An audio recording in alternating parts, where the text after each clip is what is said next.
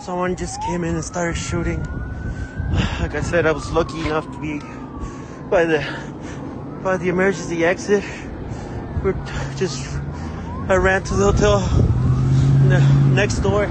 And let's get right to it. Metro Police investigating an officer-involved shooting at this hour. It happened about 90 minutes ago. We're told this was near Rainbow and Lake Mead in the northwest part of our valley. So we do have a live look at that very active scene for you right now. And this is according to sources telling us that one person has been killed in this incident. Metro Police also saying that there are multiple people who have gunshot wounds, but there is no threat to the public. You can see people consoling each other there at the scene. We're told no officers were injured in this, but as you can see, it looks like a full show of force there from Metro Police as they're trying to figure out what happened here. An officer-involved shooting. One person killed, multiple people injured. Again, this is in the northwest part of our valley near Rainbow and Vegas Drive. We do have a crew headed that way to give us the very latest on what is going on there. So you'll want to stay with us on air and also online for the very latest. I want to provide everybody with just a brief overview of the dynamic incident that has unfolded behind me here at the Las Vegas Athletic Club this afternoon. Officers from the Las Vegas Metropolitan Police Department were dispatched to a call for service.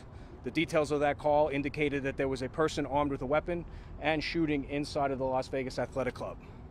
Officers arrived. What I will tell you now is that there has been an officer-involved shooting. The suspect in this incident has been shot, and there is no longer a threat to the public. There have been additional victims who are being treated for injuries that they received, we believe at this time, at the hands of the suspect and the gunfire that took place inside of the facility, and we do have one person deceased inside of the gym.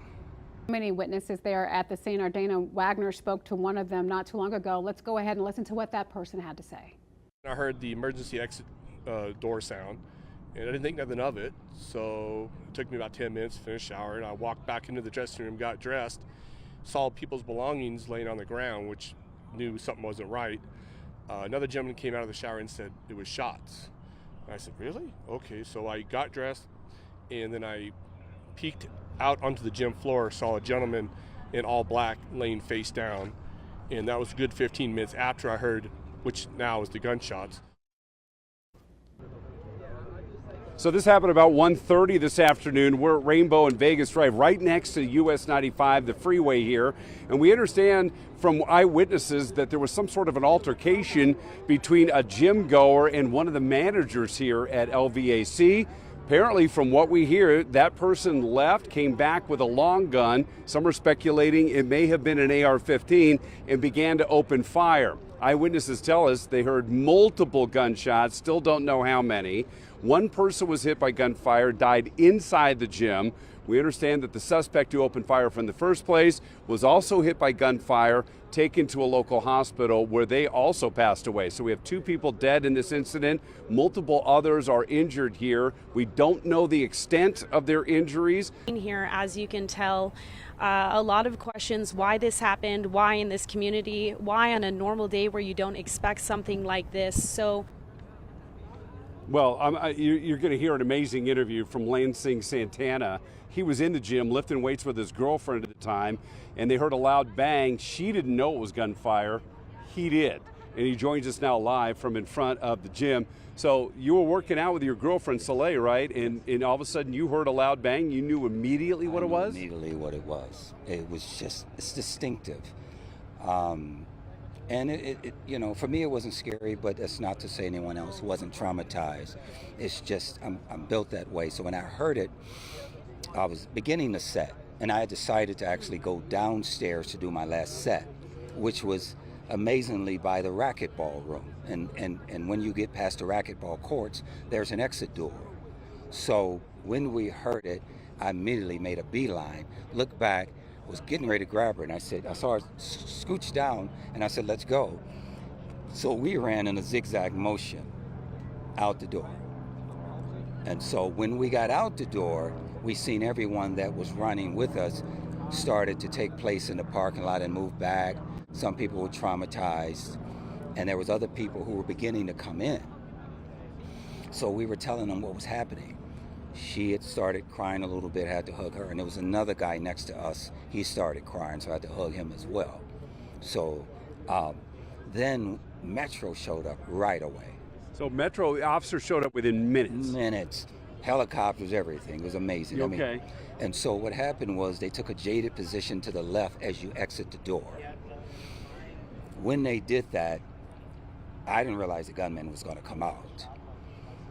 They shot maybe 1 or 2 shots towards the door of the window, I think. So you're saying Metro officers fired into the building. They must have seen the gunman at that point, right? Coming, right. So he came out with the AR-15 and he kind of hopped around a little bit. I don't know what he was trying to do, but he hopped around. It wasn't planned, obviously. It was probably the adrenaline going. They immediately fired the shots.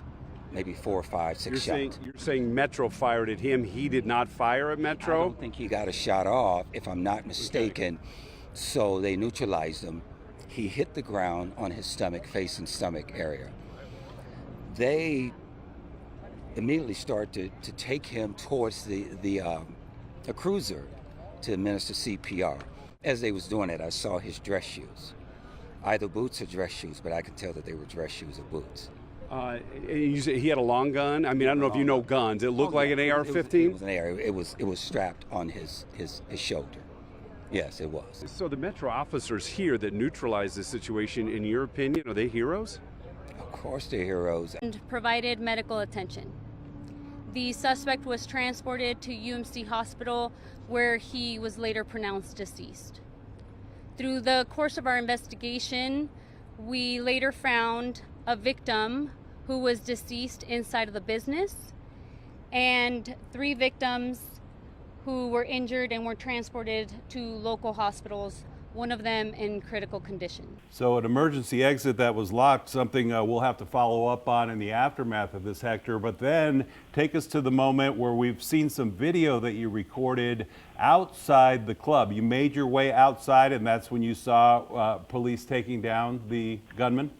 Yes. Well, yes, I left through the back and left through the back, jumped through the hotel. And then once I saw police get there, I felt it was a little more safe to get near the LVAC. I was still shaking, but yes, I believe so. I believe it was a gunman. At the moment, I don't know if it was a gunman, but I believe so. Some of the new material we have to share with you tonight as Metro Police release more information about that shooting at the Las Vegas Athletic Club in the Northwest Valley on Friday that killed 1 employee. Good evening, everyone. I'm Jim Snyder. And I'm Marie Mortera. Officials holding a news conference just hours ago.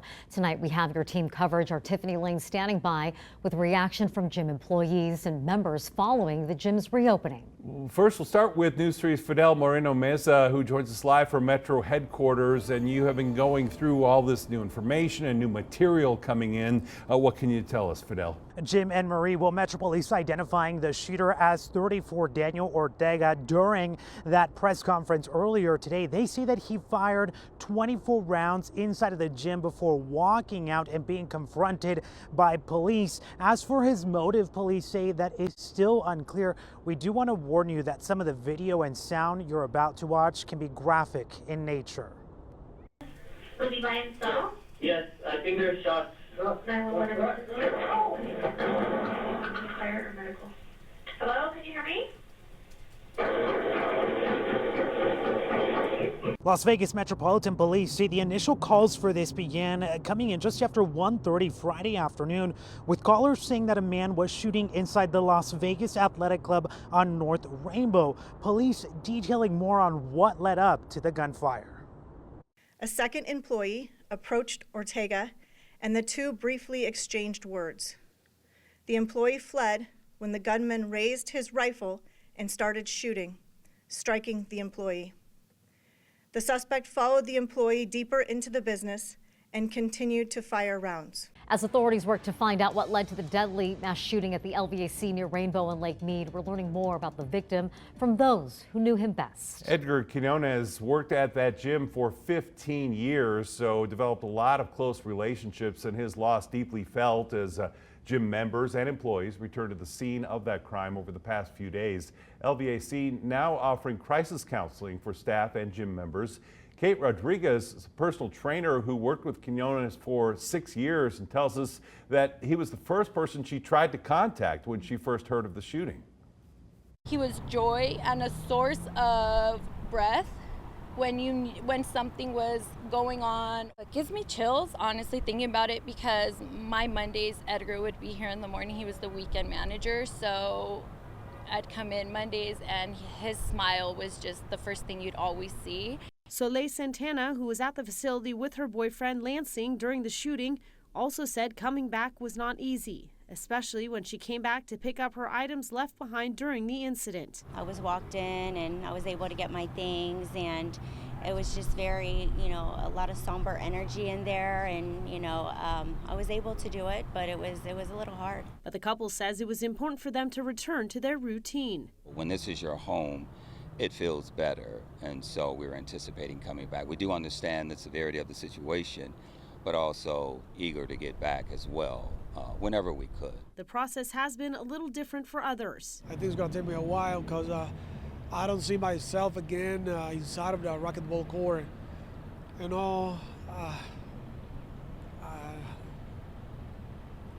I don't know what's going to happen once I step inside of that place. John Tiffin says he was leaving the gym when he heard a loud bang, but says he just thought it was someone dropping heavy weights. Tiffin says by the third loud bang, he was knocked to the ground. Take a listen. I heard another boom and I was like, okay, that's two. And I'm like, well, they dropped a lot of weights. I'm like, well, okay. And then the third boom knocked me forward and knocked me to the ground. I was completely I was like, what the heck? And I put my hand back there and I had blood on my hand and I was like, whoa. John Tiffin says after being knocked to the ground, a teenager who he does not know ran by and told him something was happening and they needed to get out. He says the teen helped him up and they both ran out of the building. There's pedestrian people out there and they were like, hey, are you okay? And I go, I don't know, something hit me in the back, man, I don't know. And they were like, okay, so they pulled up my tank top and they go, you got shot. And I'm like, I got what? Tiffin says he was shot twice. He says doctors told him one bullet went into his hip and then exited, and a second bullet went into his back and got stuck in a muscle. I just did a nice chest and back workout, and my back muscles, I guess, were really tight from that. So when I got hit, the bullet lodged right into the muscle, and it didn't go any. It almost got the organs, but it didn't. But that's what threw me to the ground, because I guess the initial, if it would have just went through me, that would have been, that would have been it. He says he witnessed the suspect come out of the gym and officers asked him to put his weapon down. He says when he didn't comply, police shot him and then put him in handcuffs. Tiffin says although he is in pain, he won't let getting shot keep him down. I'm a go-getter. I'm not really one for laying down constantly. It's not my thing. Now he says when the scene was cleared, he was taken to the hospital by an ambulance which responded to the scene yesterday. And tonight, Steve, the athletic club is using its sign to thank all of the first responders who responded yesterday afternoon to this shooting. A sweet message, but another heartbreaking incident in our community. For now, reporting live from LVAC, I'm Ambar Rodriguez for News 3. Steve? All right, thank you, Ambar.